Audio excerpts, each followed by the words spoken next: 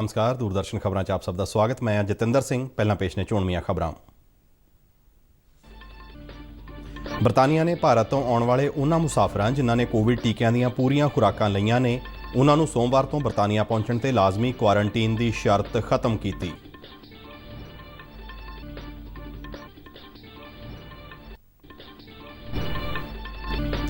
ਭਾਰਤੀ reserve bank ਦੀ ਮੁਦਰਾ ਨੀਤੀ committee ਨੇ ਲਗਾਤਾਰ 8ਵੀਂ ਵਾਰ ਆਪਣੀਆਂ ਪ੍ਰਮੁੱਖ ਵਿਆਜ ਦਰਾਂ ਵਿੱਚ ਕੋਈ ਬਦਲਾਅ ਨਹੀਂ ਕੀਤਾ। ਰੈਪੋ ਦਰ 4% ਅਤੇ ਰਿਵਰਸ ਰੈਪੋ ਦਰ 3.35% ਪਹਿਲੋਂ ਵਾਂਗ ਹੀ ਬਣੀ ਰਹੇਗੀ।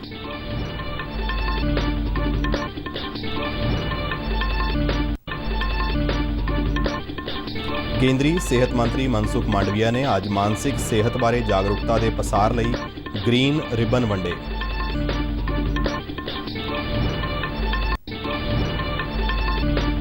ਕੇਂਦਰੀ ਵਾਤਾਵਰਣ ਮੰਤਰਾਲਾ ਨੇ ਕਿਹਾ ਹੈ ਕਿ ਪੰਜਾਬ, ਹਰਿਆਣਾ ਅਤੇ ਉੱਤਰ ਪ੍ਰਦੇਸ਼ ਵਿੱਚ ਇਸ ਸਾਲ ਝੋਨੇ ਦੀ ਪਰਾਲੀ ਦੀ ਮਾਤਰਾ ਵਿੱਚ ਕਾਫੀ ਕਮੀ ਰਹਿਣ ਦੀ ਉਮੀਦ ਹੈ। ਗੈਰ ਬਾਸਮਤੀ ਕਿਸਮ ਤੋਂ ਵੀ ਕੁੱਲ ਪਰਾਲੀ ਦੀ ਮਾਤਰਾ ਵਿੱਚ ਪਿਛਲੇ ਸਾਲ ਦੇ ਮੁਕਾਬਲੇ ਇਸ ਵਾਰ 12.42% ਦੀ ਕਮੀ ਦਾ ਅਨੁਮਾਨ। ਮੁੱਖ ਮੰਤਰੀ ਚਰਨਜੀਤ ਸਿੰਘ ਚੰਨੀ ਵੱਲੋਂ ਅੱਖਾਂ ਅਤੇ ਸਾਹ ਸੰਬੰਧੀ ਤਕਲੀਫਾਂ ਲਈ ਜ਼ਿੰਮੇਵਾਰ ਹਵਾ ਦੇ ਪ੍ਰਦੂਸ਼ਣ ਤੇ ਕਾਬੂ ਪਾਉਣ ਲਈ ਕਿਸਾਨਾਂ ਨੂੰ ਪਰਾਲੀ ਸਾੜਨ ਤੋਂ ਗੁਰੇਜ਼ ਕਰਨ ਦੀ ਜ਼ੋਰਦਾਰ ਅਪੀਲ। ਡੇਰਾ ਸੱਚਾ ਸੌਦਾ ਮੁਖੀ ਗੁਰਮੀਤ ਰਾਮ ਰਹੀਮ ਤੇ 4 ਹੋਰ ਡੇਰੇ ਦੇ ਸਾਬਕਾ ਮੈਨੇਜਰ ਰਣਜੀਤ ਸਿੰਘ ਕਤਲ ਕੇਸ ਵਿੱਚ ਦੋਸ਼ੀ ਕਰਾਰ। ਸਜ਼ਾ 12 ਅਕਤੂਬਰ ਨੂੰ ਸੁਣਾਈ ਜਾਵੇਗੀ।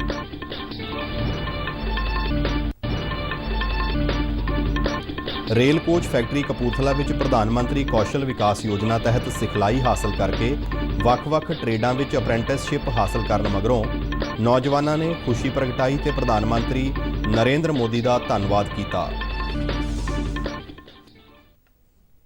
ਤੇ ਹੁਣ ਖਬਰਾਂ ਵਿਸਥਾਰ ਨਾਲ। ਬਰਤਾਨੀਆ ਨੇ ਐਲਾਨ ਕੀਤਾ ਹੈ ਕਿ ਭਾਰਤ ਤੋਂ ਆਉਣ ਵਾਲੇ ਉਹ ਮੁਸਾਫਰ ਜਿਨ੍ਹਾਂ ਨੇ ਕੋਵਿਸ਼ੀਲਡ ਜਾਂ ਬਰਤਾਨੀਆ ਵੱਲੋਂ ਪ੍ਰਵਾਨਿਤ ਟੀਕਿਆਂ ਦੀਆਂ ਪੂਰੀਆਂ ਖੁਰਾਕਾਂ ਲਈਆਂ ਨੇ ਉਹਨਾਂ ਨੂੰ ਸੋਮਵਾਰ ਤੋਂ ਬਰਤਾਨੀਆ ਪਹੁੰਚਣ ਤੇ 10 ਦਿਨਾਂ ਲਾਜ਼ਮੀ ਕੁਆਰੰਟੀਨ ਨਹੀਂ ਕਰਨਾ ਹੋਵੇਗਾ। ਬਰਤਾਨੀਆ ਸਰਕਾਰ ਵੱਲੋਂ ਕੱਲ੍ਹ ਜਾਰੀ ਬਿਆਨ ਵਿੱਚ ਕਿਹਾ ਗਿਆ ਹੈ ਕਿ ਇਸ ਮਹੀਨੇ ਦੀ 11 ਤਰੀਕ ਤੋਂ ਭਾਰਤ ਸਮੇਤ ਵੱਖ-ਵੱਖ 47 ਮੁਲਕਾਂ ਤੋਂ ਆਉਣ ਵਾਲੇ ਮੁਕੰਮਲ ਟੀਕਾਕਰਨ ਵਾਲੇ ਮੁਸਾਫਰਾਂ ਨੂੰ ਯੂਕੇ ਦੇ ਨਾਗਰਿਕਾਂ ਵਾਂਗ ਹੀ ਕੁਆਰੰਟੀਨ ਦੀ ਲੋੜ ਨਹੀਂ ਹੋਵੇਗੀ, ਬਸ਼ਰਤੇ ਉਹਨਾਂ ਨੇ ਰੈੱਡ ਲਿਸਟ ਮੁਲਕ ਜਾਂ ਖੇਤਰ ਦਾ ਬਰਤਾਨੀਆ ਵਿੱਚ ਪਹੁੰਚਣ ਤੋਂ 10 ਦਿਨ ਪਹਿਲਾਂ ਦੌਰਾ ਨਾ ਕੀਤਾ ਹੋਵੇ। ਭਾਰਤ ਵਿੱਚ ਬਰਤਾਨਵੀ ਹਾਈ ਕਮਿਸ਼ਨਰ ਐਲੈਕਸ ਐਲਿਸ ਨੇ ਟਵੀਟ ਰਾਹੀਂ ਇਹ ਜਾਣਕਾਰੀ ਦਿੱਤੀ ਹੈ। ਉਹਨਾਂ ਪਿਛਲੇ ਮਹੀਨੇ ਭਾਰਤ ਸਰਕਾਰ ਵੱਲੋਂ ਦਿੱਤੇ ਗਏ ਸਹਿਯੋਗ ਲਈ ਧੰਨਵਾਦ ਕੀਤਾ।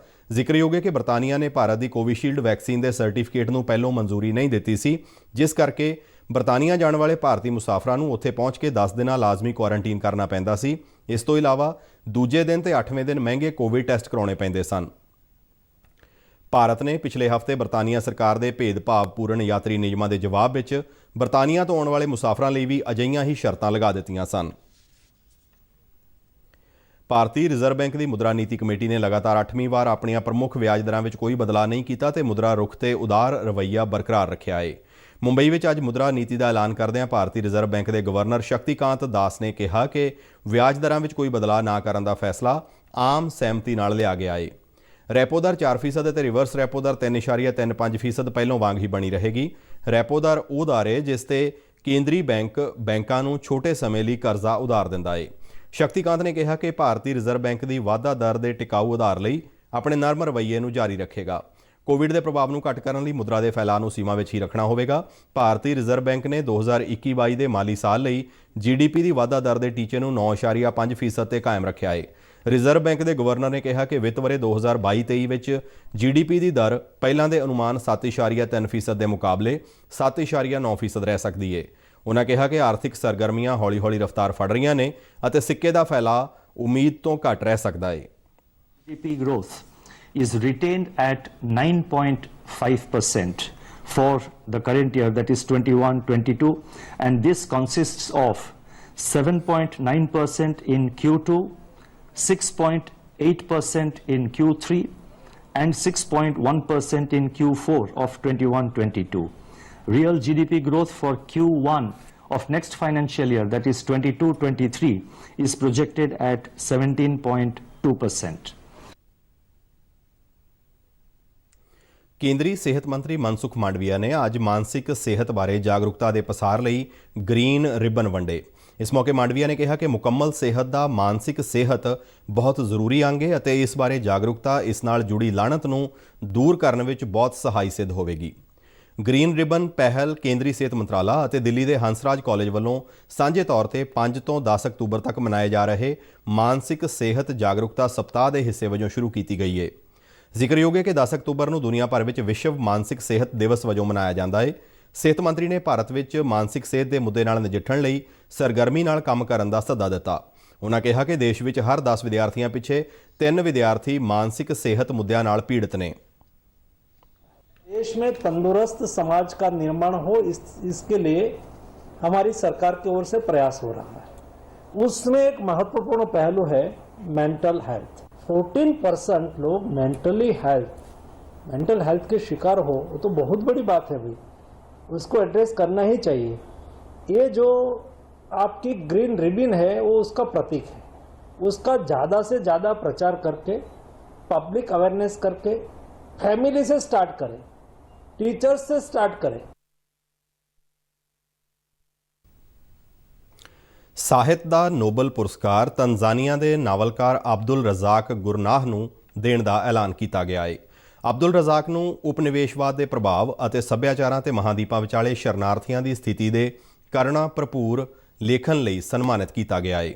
ਉਨ੍ਹਾਂ ਦੀਆਂ ਲਿਖਤਾਂ ਵਿੱਚ ਸ਼ਰਨਾਰਥੀਆਂ ਦਾ ਦਿਲ ਨੂੰ ਛੂਹਣ ਵਾਲਾ ਵਰਣਨ ਮਿਲਦਾ ਹੈ।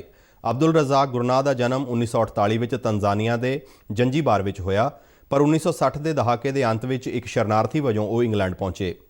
ਗੁਰਨਾਹ ਦੇ ਚੌਥੇ ਨਾਵਲ ਪੈਰਾਡਾਈਜ਼ ਨੇ ਉਹਨਾਂ ਨੂੰ ਲੇਖਕ ਦੇ ਰੂਪ ਵਿੱਚ ਪਛਾਣ ਦਿਵਾਈ। ਉਹਨਾਂ 1990 ਵਿੱਚ ਪੂਰਬੀ ਅਫਰੀਕਾ ਦੀ ਯਾਤਰਾ ਦੌਰਾਨ ਇਹ ਨਾਵਲ ਲਿਖਿਆ। ਅਬਦੁਲ ਰਜ਼ਾਕ ਗੁਰਨਾਹ ਦੇ 10 ਨਾਵਲ ਤੇ ਕਈ ਲਘੂ ਕਹਾਣੀਆਂ ਪ੍ਰਕਾਸ਼ਿਤ ਹੋਈਆਂ ਨੇ। ਕੇਂਦਰੀ ਵਾਤਾਵਰਣ ਮੰਤਰਾਲਾ ਨੇ ਕਿਹਾ ਹੈ ਕਿ ਪੰਜਾਬ, ਹਰਿਆਣਾ ਤੇ ਉੱਤਰ ਪ੍ਰਦੇਸ਼ ਵਿੱਚ ਇਸ ਸਾਲ ਝੋਨੇ ਦੀ ਪਰਾਲੀ ਦੀ ਮਾਤਰਾ ਵਿੱਚ ਕਾਫੀ ਕਮੀ ਰਹਿਣ ਦੀ ਉਮੀਦ ਹੈ। ਮੰਤਰਾਲਾ ਅਨੁਸਾਰ ਇਸ ਸਾਲ ਪੰਜਾਬ ਵਿੱਚ 1.31 ਮਿਲੀਅਨ ਟਨ, ਜਦਕਿ ਹਰਿਆਣਾ ਵਿੱਚ 0.8 ਮਿਲੀਅਨ ਟਨ ਅਤੇ ਉੱਤਰ ਪ੍ਰਦੇਸ਼ ਦੇ 8 NCR ਜ਼ਿਲ੍ਹਿਆਂ ਵਿੱਚ 0.09 ਮਿਲੀਅਨ ਟਨ ਦੀ ਕਮੀ ਆਵੇਗੀ। ਪਿਛਲੇ ਸਾਲ ਇਹਨਾਂ ਸੂਬਿਆਂ ਵਿੱਚ 28.4 ਮਿਲੀਅਨ ਟਨ ਪਰਾਲੀ ਪੈਦਾ ਹੋਈ, ਜੋ ਇਸ ਵਾਰ ਘਟ ਕੇ 26.21 ਮਿਲੀਅਨ ਟਨ ਰਹਿਣ ਦੀ ਸੰਭਾਵਨਾ ਹੈ। ਪੰਜਾਬ, ਹਰਿਆਣਾ ਤੇ ਉੱਤਰ ਪ੍ਰਦੇਸ਼ ਦੇ 8 NCR ਜ਼ਿਲ੍ਹਿਆਂ ਵਿੱਚ ਝੋਨੇ ਦੇ ਰਕਬੇ ਹੇਠ ਪਿਛਲੇ ਸਾਲ ਦੇ ਮੁਕਾਬਲੇ ਇਸ ਸਾਲ 7.72% ਦੀ ਕਮੀ ਦਰਜ ਹੋਈ ਹੈ। ਇਸੇ ਤਰ੍ਹਾਂ ਗੈਰ ਬਾਸਮਤੀ ਕਿਸਮ ਤੋਂ ਵੀ ਕੁੱਲ ਪਰਾਲੀ ਦੀ ਮਾਤਰਾ ਵਿੱਚ ਪਿਛਲੇ ਸਾਲ ਦੇ ਮੁਕਾਬਲੇ ਇਸ ਵਾਰ 12.42% ਦੀ ਕਮੀ ਦਾ ਅਨੁਮਾਨ ਹੈ। ਜ਼ਿਕਰਯੋਗ ਹੈ ਕਿ ਕੇਂਦਰ ਤੇ 3 ਸੂਬਾ ਸਰਕਾਰਾਂ ਵੱਲੋਂ ਇੱਕ ਪਾਸੇ ਜਿੱਥੇ ਫਸਲੀ ਭਿੰਨਤਾ ਲਈ ਕਦਮ ਚੁੱਕੇ ਜਾ ਰਹੇ ਨੇ, ਉੱਥੇ ਝੋਨੇ ਦੀ ਪੂਸਾ 44 ਕਿਸਮ ਦੀ ਵਰਤੋਂ ਵੀ ਘਟਾਈ ਜਾ ਰਹੀ ਹੈ। ਵਾਤਾਵਰਣ ਮੰਤਰਾਲਾ ਨੇ ਕਿਹਾ ਹੈ ਕਿ ਗੈਰ ਬਾਸਮਤੀ ਕਿਸਮ ਦੀ ਰਹਿੰਦ ਖੂੰਹਦ ਸਾੜੇ ਜਾਣਾ ਪ੍ਰਮੁੱਖ ਚਿੰਤਾ ਦਾ ਵਿਸ਼ਾ ਹੈ। ਫਸਲੀ ਭਿੰਨਤਾ ਤੇ ਪੂਸਾ 44 ਕਿਸਮ ਦੀ ਥਾਂ ਥੋੜੇ ਸਮੇਂ ਵਾਲੀਆਂ ਤੇ ਵਧੇਰੇ ਝਾੜ ਵਾਲੀਆਂ ਕਿਸਮਾਂ ਤੇ ਜ਼ੋਰ ਦਿੱਤਾ ਜਾ ਰਿਹਾ ਹੈ, ਤਾਂ ਜੋ ਪਰਾਲੀ ਨੂੰ ਸਾੜਨ ਤੇ ਯੋਜਨਾਬੱਧ ਤਰੀਕੇ ਨਾਲ ਕੰਟਰੋਲ ਕੀਤਾ ਜਾ ਸਕੇ। ਪੰਜਾਬ ਦੇ ਮੁੱਖ ਮੰਤਰੀ ਚਰਨਜੀਤ ਸਿੰਘ ਚੰਨੀ ਨੇ ਅੱਖਾਂ ਅਤੇ ਸਾਹ ਸੰਬੰਧੀ ਤਕਲੀਫਾਂ ਲਈ ਜ਼ਿੰਮੇਵਾਰ ਹਵਾ ਦੇ ਪ੍ਰਦੂਸ਼ਣ ਤੇ ਕਾਬੂ ਪਾਉਣ ਲਈ ਕਿਸਾਨਾਂ ਨੂੰ ਪਰਾਲੀ ਸਾੜਨ ਤੋਂ ਗੁਰੇਜ਼ ਕਰਨ ਦੀ ਜ਼ੋਰਦਾਰ ਅਪੀਲ ਕੀਤੀ ਹੈ। ਇਸ ਸੰਬੰਧੀ ਆਪਣੇ ਇੱਕ ਟਵੀਟ ਵਿੱਚ ਮੁੱਖ ਮੰਤਰੀ ਨੇ ਕਿਹਾ ਕਿ ਪੰਜਾਬ ਨੂੰ ਪ੍ਰਦੂਸ਼ਣ ਮੁਕਤ ਬਣਾਉਣ ਅਤੇ ਸਾਰਿਆਂ ਦੀ ਸਿਹਤ ਦੀ ਖਾਤਰ ਸਾਨੂੰ ਸਾਰਿਆਂ ਨੂੰ ਪਰਾਲੀ ਨਾ ਸਾੜਨ ਦਾ ਸੰਕਲਪ ਲੈਣਾ ਚਾਹੀਦਾ ਹੈ। ਡੇਰਾ ਸੱਚਾ ਸੌਦਾ ਮੁਖੀ ਗੁਰਮੀਤ ਰਾਮ ਰਹੀਮ ਤੇ 4 ਹੋਰਨਾਂ ਨੂੰ ਡੇਰੇ ਦੇ ਸਾਬਕਾ ਮੈਨੇਜਰ ਰਣਜੀਤ ਸਿੰਘ ਕਤਲ ਕੇਸ ਵਿੱਚ ਦੋਸ਼ੀ ਕਰਾਰ ਦਿੱਤਾ ਗਿਆ। ਪੰਚਕੂਲਾ ਸਥਿਤ CBI ਦੀ ਵਿਸ਼ੇਸ਼ ਅਦਾਲਤ ਦੇ ਜੱਜ ਸੁਸ਼ੀਲ ਗਰਗ ਨੇ ਇਹਨਾਂ 5 ਵਿਅਕਤੀਆਂ ਨੂੰ ਦੋਸ਼ੀ ਕਰਾਰ ਦਿੱਤਾ। ਸਜ਼ਾ 12 ਅਕਤੂਬਰ ਨੂੰ ਸੁਣਾਈ ਜਾਵੇਗੀ। ਗੁਰਮੀਤ ਰਾਮ ਰਹੀਮ ਸਿੰਘ ਦੇ ਨਾਲ ਕ੍ਰਿਸ਼ਨ ਲਾਲ, ਜਸਬੀਰ, ਅਵਤਾਰ ਤੇ ਸਬਦਿਲ ਨੂੰ ਦੋਸ਼ੀ ਕਰਾਰ ਦਿੱਤਾ ਗਿਆ ਹੈ। ਇੱਕ ਹੋਰ ਦੋਸ਼ੀ ਇੰਦਰ ਸੇਨ ਦੀ ਅਕਤੂਬਰ 2020 ਵਿੱਚ ਮੌਤ ਹੋ ਗਈ ਸੀ। ਬਲਾਤਕਾਰ ਦੇ 2 ਮਾਮਲਿਆਂ ਅਤੇ ਇੱਕ ਪੱਤਰਕਾਰ ਦੀ ਹੱਤਿਆ ਦੇ ਮਾਮਲੇ ਵਿੱਚ ਸਜ਼ਾ ਕੱਟ ਰਿਹਾ ਡੇਰਾ ਮੁਖੀ ਗੁਰਮੀਤ ਰਾਮ ਰਹੀਮ ਸਿੰਘ ਫਿਲਹਾਲ ਰੋਹਤਕ ਦੀ ਸੁਨਾਰੀਆ ਜੇਲ੍ਹ ਵਿੱਚ ਕੈਦ ਹੈ। ਕੇਂਦਰ ਸਰਕਾਰ ਵੱਲੋਂ ਸ਼ੁਰੂ ਕੀਤੀ ਗਈ ਪ੍ਰਧਾਨ ਮੰਤਰੀ ਕੌਸ਼ਲ ਵਿਕਾਸ ਯੋਜਨਾ ਨੌਜਵਾਨਾਂ ਨੂੰ ਹੁਨਰ ਸਿਖਲਾਈ ਦੇ ਕੇ ਰੋਜ਼ਗਾਰ ਦੇ ਯੋਗ ਬਣਾਉਣ ਵਿੱਚ ਇੱਕ ਵੱਡੀ ਭੂਮਿਕਾ ਨਿਭਾ ਰਹੀ ਹੈ। ਕੌਸ਼ਲ ਵਿਕਾਸ ਮਿਸ਼ਨ ਤਹਿਤ 2022 ਤੱਕ 40 ਕਰੋੜ ਲੋਕਾਂ ਨੂੰ ਹੁਨਰਮੰਦ ਬਣਾ ਕੇ ਉਹਨਾਂ ਨੂੰ ਇੱਜ਼ਤ ਭਰੀ ਜ਼ਿੰਦਗੀ ਜਿਉਣ ਦੇ ਕਾਬਿਲ ਬਣਾਉਣਾ ਹੈ। ਪ੍ਰਧਾਨ ਮੰਤਰੀ ਕੌਸ਼ਲ ਵਿਕਾਸ ਯੋਜਨਾ ਤਹਿਤ ਰੇਲ ਕੋਚ ਫੈਕਟਰੀ ਕਪੂਰਥਲਾ ਵਿੱਚ 4 ਟ੍ਰੇਡਾਂ ਫਿਟਰ, ਵੈਲਡਰ, ਮਕੈਨਿਕ ਅਤੇ ਇਲੈਕਟ੍ਰੀਸ਼ੀਅਨ ਆਦਿ ਦੇ ਕੰਮ ਲਈ 120 ਲੜਕੇ ਲੜਕੀਆਂ ਨੂੰ ਮੁਫਤ ਮੁੱਢਲੀ ਕਿੱਤਾ ਮੁਖੀ ਟ੍ਰੇਨਿੰਗ ਦਿੱਤੀ ਜਾ ਰਹੀ ਹੈ। ਸੰਸਥਾ ਵੱਲੋਂ ਆਉਂਦੇ 3 ਸਾਲਾਂ ਦੌਰਾਨ 1000 ਤੋਂ ਵਧੇਰੇ ਨੌਜਵਾਨਾਂ ਨੂੰ ਉਦਯੋਗਿਕ ਸਿਖਲਾਈ ਦੇਣ ਦਾ ਟੀਚਾ ਮਿਥਿਆ ਗਿਆ ਹੈ। ਭਾਰਤ ਵਿੱਚ ਰੇਲਵੇ ਦੇ ਹੋਰ 75 ਸੰਸਥਾਨਾਂ ਵੱਲੋਂ ਵੀ ਰੇਲ ਕੌਸ਼ਲ ਵਿਕਾਸ ਯੋਜਨਾ ਸ਼ੁਰੂ ਕੀਤੀ ਜਾ ਚੁੱਕੀ ਹੈ, ਜਿਨ੍ਹਾਂ ਵਿੱਚੋਂ ਟ੍ਰੇਨਿੰਗ ਕਰਨ ਵਾਲੇ ਨੌਜਵਾਨ ਲੜਕੇ ਲੜਕੀਆਂ ਜਿੱਥੇ ਉਦਯੋਗਾਂ ਵਿੱਚ ਰੋਜ਼ਗਾਰ ਹਾਸਲ ਕਰ ਸਕਦੇ ਨੇ, ਉੱਥੇ ਉਹ ਖੁਦ ਵੀ ਆਪਣਾ ਕੰਮ ਖੋਲ੍ਹ ਸਕਦੇ ਨੇ। ਪ੍ਰਧਾਨ ਮੰਤਰੀ ਕੌਸ਼ਲ ਵਿਕਾਸ ਯੋਜਨਾ ਅਧੀਨ 18 ਕੰਮਕਾਰ ਵਾਲੇ ਦਿਨਾਂ ਵਿੱਚ 100 ਘੰਟੇ ਟ੍ਰੇਨਿੰਗ ਹਾਸਲ ਕਰਨ ਵਾਲੇ ਸਿੱਖਿਆਰਥੀਆਂ ਨੂੰ ਸਰਟੀਫਿਕੇਟ ਵੀ ਦਿੱਤੇ ਜਾਣਗੇ। 4 ਅਕਤੂਬਰ ਨੂੰ ਖੇਤਰੀ ਨਿਰਦੇਸ਼ਕ ਕੌਸ਼ਲ ਵਿਕਾਸ ਤੇ ਉਦਮਿਤਾ ਪੰਜਾਬ ਦੇ ਸਹਿਯੋਗ ਨਾਲ ਰੇਲ ਕੋਚ ਫੈਕਟਰੀ ਕਪੂਰਥਲਾ ਵਿੱਚ ਇੱਕ ਦਿਨਾ ਕੌਮੀ ਅਪ੍ਰੈਂਟਿਸਸ਼ਿਪ ਮੇਲਾ ਲਗਾਇਆ ਗਿਆ, ਜਿਸ ਵਿੱਚ fitter, welder, mechanic, painter, carpenter, electrician, electronics, AC mechanic ਤੇ ਮੋਟਰ ਵਹੀਕਲ ਮਕੈਨਿਕ ਆਦਿ ਟ੍ਰੇਡਾਂ ਦੇ ITI ਪਾਸ 296 ਨੌਜਵਾਨਾਂ ਨੂੰ ਅਪ੍ਰੈਂਟਿਸਸ਼ਿਪ ਲਈ ਚੁਣਿਆ ਗਿਆ। ਪ੍ਰਸਾਰ ਭਾਰਤੀ ਦੇ ਨੁਮਾਇੰਦੇ ਨਾਲ ਗੱਲਬਾਤ ਕਰਦਿਆਂ ਇਹਨਾਂ ਨੌਜਵਾਨਾਂ ਨੇ ਪ੍ਰਧਾਨ ਮੰਤਰੀ ਕੌਸ਼ਲ ਵਿਕਾਸ ਯੋਜਨਾ ਨੂੰ ਬੇहद ਲਾਭਕਾਰੀ ਦੱਸਦਿਆਂ ਹੁਨਰ ਸਿਖਲਾਈ ਲਈ ਸਰਕਾਰ ਦਾ ਧੰਨਵਾਦ ਕੀਤਾ। और से RCF TTC में ट्रेनिंग कर रहा हूँ। पहले मुझे वेल्डिंग बिल्कुल नहीं आती थी, लेकिन इतनी कोई वेल्डिंग सीख गया हूँ कि मैं अपना कोई कारोबार भी कर सकता हूँ। इसके थ्रू मेरे को वेल्डिंग की अच्छी जानकारी हो गई है और अब मैं प्राइवेट सेक्शन में भी काम कर सकती हूँ, सरकारी सेक्शन में भी काम कर सकती हूँ और अपना भी कारोबार शुरू कर सकती हूँ। इसलिए मैं भारत सरकार और रेल कोच फैक्ट्री की धन्यवाद करती हूँ। मेरा नाम किरण रानी है। मैं RCF कपूरथला में रेल कौशल विकास योजना के अंडर 3 हफ्ते की ट्रेनिंग कर रही हूँ। यहाँ मैं वेल्डिंग की ट्रेनिंग ले रही हूँ। यहाँ पर वेल्डिंग के बारे में प्रैक्टिकल और थ्योरी दोनों की नॉलेज दी जा रही है और मुझे यहाँ आने के बाद इतना मतलब नॉलेज मिली है कि मैं प्राइवेट सेक्टर में, गवर्नमेंट सेक्टर में या अपना खुद का बिजनेस स्टार्ट कर सकती हूँ। इसके लिए मैं भारत सरकार का, RCF का और TTC के स्टाफ का तहे दिल से धन्यवाद करती हूँ। मैं यहाँ रेल कौशल विकास योजना के अंतर्गत 21 दिन की ट्रेनिंग के लिए आया हूँ और यहाँ मुझे बहुत कुछ सीखने का अवसर मिला और लगातार सीखने का प्रयास कर रहा हूँ और मैं इसके सीखने के अंतर्गत किसी भी इंडस्ट्रियल एरिया में काम एवं अपना कोई निजी शॉप कर सकते हैं। ਪਾਵਰ ਆਫ ਸੋਸ਼ਲ ਯੂਨਿਟੀ ਪੋਸੂ ਜਥੇਬੰਦੀ ਨੇ ਪੰਜਾਬ ਦੇ ਮੁੱਖ ਮੰਤਰੀ ਦੇ ਨਾਂ ਇੱਕ ਮੈਮੋਰੈਂਡਮ ਰਾਹੀਂ ਅਨੁਸੂਚਿਤ ਜਾਤਾਂ ਨਾਲ ਸੰਬੰਧਿਤ ਜ਼ਰੂਰੀ ਮਾਮਲਿਆਂ ਤੇ ਤੁਰੰਤ ਗੌਰ ਕਰਨ ਦੀ ਅਪੀਲ ਕੀਤੀ ਹੈ। ਜਥੇਬੰਦੀ ਦੇ ਪ੍ਰਧਾਨ FC ਜੱਸਲ ਨੇ ਲਾਲ ਲਕੀਰ ਅੰਦਰ ਰਹਿਣ ਵਾਲੇ ਸਾਰੇ ਲੋਕਾਂ ਦੀ ਮਲਕੀਅਤ ਲਈ ਸਰਕਾਰ ਨੂੰ ਤੁਰੰਤ ਸਰਟੀਫਿਕੇਟ ਜਾਰੀ ਕਰਨ, ਵਧੀ ਹੋਈ ਅਨੁਸੂਚਿਤ ਜਾਤਾਂ ਜਨਸੰਖਿਆ ਮੁਤਾਬਕ ਇਸ ਵਰਗ ਦਾ ਬਣਦਾ ਹੱਕ, ਨੌਕਰੀਆਂ, ਭਲਾਈ ਬਜਟ ਅਤੇ ਮੈਨੇਜਮੈਂਟ ਆਦਿ ਵਿੱਚ ਦੇਣ ਤੇ ਬੈਕਲੌਗ ਭਰਨ, 85ਵੀਂ ਸੰਵਿਧਾਨਕ ਸੋਧ ਨੂੰ ਲਾਗੂ ਕਰਨ ਤੋਂ ਇਲਾਵਾ ਠੇਕੇਦਾਰੀ ਸਿਸਟਮ ਬੰਦ ਕਰਕੇ ਪੱਕੀਆਂ ਨੌਕਰੀਆਂ ਦੇਣ ਅਤੇ ਪੰਜਾਬ ਖੇਤੀਬਾੜੀ ਯੂਨੀਵਰਸਿਟੀ ਲੁਧਿਆਣਾ ਵਿੱਚ ਅਨੁਸੂਚਿਤ ਜਾਤੀ ਵਰਗ ਵਿੱਚ ਨਿਯਮਾਂ ਅਨੁਸਾਰ ਟੀਚਿੰਗ ਫੈਕਲਟੀ ਵਿੱਚ ਰਾਖਵਾਂਕਰਨ ਦੀ ਮੰਗ ਕੀਤੀ ਹੈ। ਪੋਸੂ ਵੱਲੋਂ ਇਹ ਮੈਮੋਰੈਂਡਮ ਅੱਜ ਡਿਪਟੀ ਕਮਿਸ਼ਨਰ ਹੁਸ਼ਿਆਰਪੁਰ ਰਾਹੀਂ ਮੁੱਖ ਮੰਤਰੀ ਹਿੱਤ ਭੇਜਿਆ ਗਿਆ। ਭਾਰਤ ਦੀ ਅੰਸ਼ੂ ਮਲਿਕ ਨੇ ਵਿਸ਼ਵ ਕੁਸ਼ਤੀ ਚੈਂਪੀਅਨਸ਼ਿਪ ਵਿੱਚ ਚਾਂਦੀ ਦਾ ਮੈਡਲ ਜਿੱਤ ਕੇ ਇਤਿਹਾਸ ਰਚਿਆ ਹੈ। ਇਹ ਉਪਲਬਧੀ ਹਾਸਲ ਕਰਨ ਵਾਲੀ ਉਹ ਪਹਿਲੀ ਭਾਰਤੀ ਮਹਿਲਾ ਖਿਡਾਰੀ ਬਣ ਗਈ ਹੈ। ਨਾਰਵੇ ਦੇ ਓਸਲੋ ਵਿੱਚ ਉਹ ਓਲੰਪਿਕ ਮੈਡਲ ਜੇਤੂ ਹੈਲਨ ਮਾਰੋਲਿਸ ਤੋਂ ਫਾਈਨਲ ਵਿੱਚ 4-1 ਨਾਲ ਹਾਰਨ ਮਗਰੋਂ ਸੋਨੇ ਦੇ ਤਮਗੇ ਤੋਂ ਖੁੰਝ ਗਈ। ਇਸ ਚੈਂਪੀਅਨਸ਼ਿਪ ਵਿੱਚ ਕੱਲ੍ਹ ਸਰਿਤਾ ਮੋਰ ਨੇ ਵੀ ਕਾਂਸੇ ਦਾ ਮੈਡਲ ਜਿੱਤ ਕੇ ਇਤਿਹਾਸ ਰਚਿਆ। ਸਰਿਤਾ ਨੇ 59 ਕਿਲੋਗ੍ਰਾਮ ਵਰਗ ਵਿੱਚ ਸਾਰਾ ਲਿੰਡਬੋਰਗ ਨੂੰ 8-2 ਨਾਲ ਹਰਾਇਆ। ਕੇਂਦਰੀ ਯੁਵਾ ਮਾਮਲਿਆਂ ਤੇ ਖੇਡਾਂ ਬਾਰੇ ਮੰਤਰੀ ਅਨੁਰਾਗ ਠਾਕੁਰ ਨੇ ਪਹਿਲਵਾਨ ਅੰਸ਼ੂ ਮਲਿਕ ਦੀ ਸ਼ਲਾਘਾ ਕੀਤੀ ਹੈ। ਤੇ ਬੁਲੇਟਿਨ ਦੇ ਅਖੀਰ ਵਿੱਚ ਚੋਣਵੀਆਂ ਖਬਰਾਂ ਇੱਕ ਵਾਰ ਫਿਰ ਤੋਂ। ਬਰਤਾਨੀਆ ਨੇ ਭਾਰਤ ਤੋਂ ਆਉਣ ਵਾਲੇ ਉਹਨਾਂ ਮੁਸਾਫਿਰਾਂ ਜਿਨ੍ਹਾਂ ਨੇ ਕੋਵਿਡ ਟੀਕਿਆਂ ਦੀਆਂ ਪੂਰੀਆਂ ਖੁਰਾਕਾਂ ਲਈਆਂ ਨੇ, ਉਹਨਾਂ ਨੂੰ ਸੋਮਵਾਰ ਤੋਂ ਬਰਤਾਨੀਆ ਪਹੁੰਚਣ ਤੇ ਲਾਜ਼ਮੀ ਕੁਆਰੰਟੀਨ ਦੀ ਸ਼ਰਤ ਖਤਮ ਕੀਤੀ। ਭਾਰਤੀ ਰਿਜ਼ਰਵ ਬੈਂਕ ਦੀ ਮੁਦਰਾ ਨੀਤੀ ਕਮੇਟੀ ਨੇ ਲਗਾਤਾਰ 8ਵੀਂ ਵਾਰ ਆਪਣੀਆਂ ਪ੍ਰਮੁੱਖ ਵਿਆਜ ਦਰਾਂ ਵਿੱਚ ਕੋਈ ਬਦਲਾਅ ਨਹੀਂ ਕੀਤਾ। ਰੈਪੋ ਦਰ 4% ਅਤੇ ਰਿਵਰਸ ਰੈਪੋ ਦਰ 3.35% ਪਹਿਲੋਂ ਵਾਂਗ ਹੀ ਬਣੀ ਰਹੇਗੀ। ਕੇਂਦਰੀ ਸਿਹਤ ਮੰਤਰੀ ਮਨਸੁਖ ਮਾਂਡਵੀਆ ਨੇ ਅੱਜ ਮਾਨਸਿਕ ਸਿਹਤ ਬਾਰੇ ਜਾਗਰੂਕਤਾ ਦੇ ਪਸਾਰ ਲਈ ਗ੍ਰੀਨ ਰਿਬਨ ਵੰਡੇ।